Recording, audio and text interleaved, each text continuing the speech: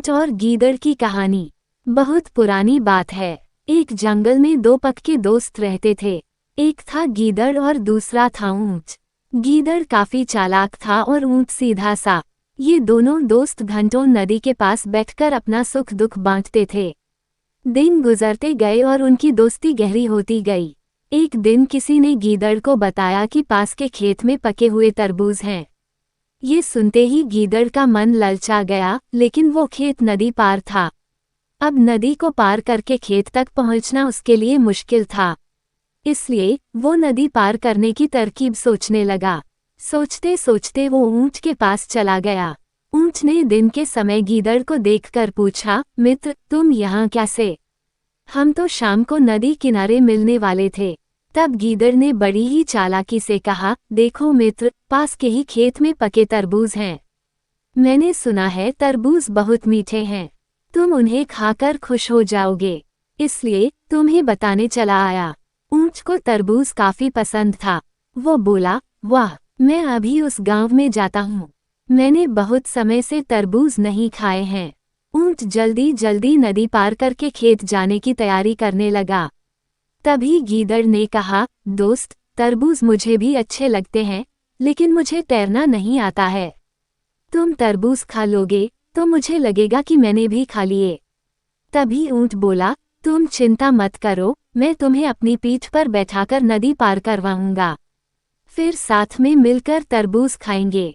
ऊंट ने जैसा कहा था वैसा ही किया। खेत में पहुंचकर गीदड़ ने मन भरकर तरबूज खाए और खुश हो गया। खुशी के मारे वो जोर जोर से आवाजें निकालने लगा। तभी ऊंट ने कहा, तुम शोर मत मचाओ, लेकिन वो माना नहीं।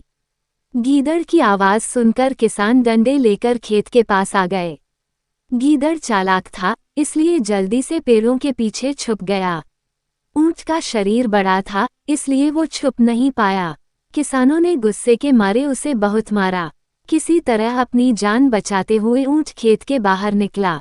तभी पेड़ के पीछे छुपा गीदड़ बाहर आ गया। गीदड़ को देखकर ऊंट ने गुस्से में पूछा, तुम क्यों इस तरह चिल्ला रहे थे? गीदड़ ने कहा कि मुझे खाने के बाद चिल्लाने की आदत है, तभी मेरा खाना पचता है।